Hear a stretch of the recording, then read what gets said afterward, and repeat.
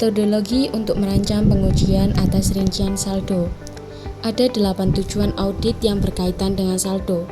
Yang pertama, detail TIN. Yang kedua, keberadaan. Ketiga, kelengkapan. Yang keempat, keakuratan. Yang kelima, klasifikasi. Yang enam, pisah batas. Yang ketujuh, nilai realisasi. Dan yang kedelapan adalah hak. Metodologi untuk merancang pengujian atas rincian saldo. Yang pertama, mengidentifikasi risiko bisnis klien yang mempengaruhi piutang usaha. Ini merupakan tahap ke-1. Yang kedua, menetapkan materialitas kinerja dan menilai risiko inherent untuk piutang usaha. Ini juga termasuk ke tahap 1. Untuk yang ketiga, menilai risiko pengendalian untuk siklus penjualan dan penagihan. Ini juga merupakan tahap 1.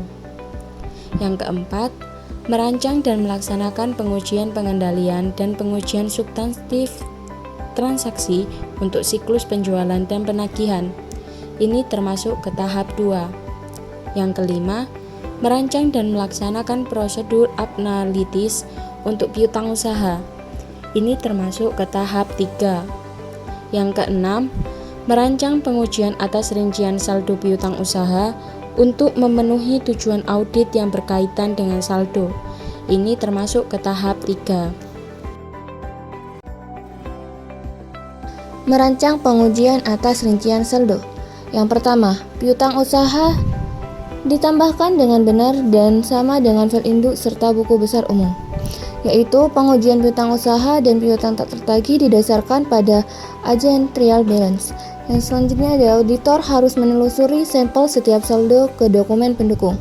Kedua, piutang usaha yang dicatat memang ada, yaitu konfirmasi saldo pelanggan, dan jika pelanggan tidak merespon konfirmasi, auditor memeriksa dokumen pendukung. Yang ketiga, piutang usaha yang ada dicantumkan. Mengandalkan pada sifat penyeimbangan sendiri file induk piutang usaha. Yang keempat, piutang usaha sudah akurat. Dengan melakukan konfirmasi akun dari neraca saldo, atau auditor memeriksa dokumen pendukung menyangkut pengiriman dan penerimaan kas.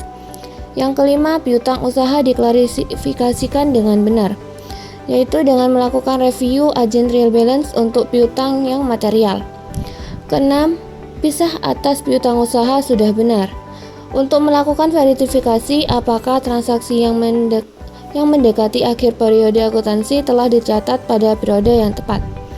Yang ketujuh, piutang usaha dinyatakan pada nilai realisasi, yaitu nilai realisasi piutang usaha sama dengan piutang usaha dikurangi penyisihan piutang tak tertagih. Yang kedelapan, klien memiliki hak atas piutang usaha. Auditor dapat mereview notulen rapat, membahas dengan klien, mengkonfirmasi dengan bank, dan memeriksa kontrak ulang. Yang kesembilan, penyajian dan mengungkapkan piutang usaha. Untuk merevaluasi apakah penyajian dan pengungkapan telah memadai, auditor harus memahami prinsip akuntansi yang diterima secara umum serta mengenai syarat serta persyaratan penyajian dan pengungkapan. Konfirmasi piutang usaha. Konfirmasi piutang usaha merupakan formulir yang menyajikan jumlah kewajiban debitur pada tanggal tertentu dan disertai dengan rinciannya.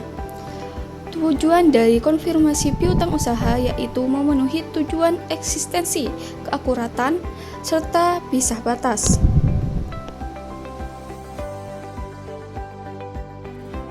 Persyaratan standar auditing. Standar auditing mengharuskan konfirmasi piutang usaha dalam situasi yang normal. Ada 3 pengecualian terhadap keharusan menggunakan konfirmasi. A. Piutang usaha tidak material. B. Auditor mempertimbangkan konfirmasi bukti yang tidak efektif, karena tingkat responnya kemungkinan tidak akan memadai atau tidak dapat diandalkan. C. Gabungan tingkat risiko inherent dan risiko pengendalian rendah dan bukti substansif lainnya dapat diakumulasi untuk menyediakan bukti yang mencukupi. Jenis-jenis konfirmasi. Jenis-jenis konfirmasi yaitu ada 4. Yang pertama, konfirmasi positif, yaitu meminta pihak penerimaan untuk mengkonfirmasi sebagai langsung apakah saldo yang dinyatakan pada permintaan konfirmasi itu benar atau salah. Yang kedua, formulir konfirmasi yang kosong, yakni jenis konfirmasi positif yang tidak menyatakan jumlah pada konfirmasi tetapi meminta penerimaannya untuk mengisi saldo atau melengkapi informasi lainnya. Yang ketiga, yaitu konfirmasi faktur, yakni jenis konfirmasi positif lainnya di mana setiap faktur akan dikonfirmasi dan bukan saldo piutang usaha pelanggan secara keseluruhan.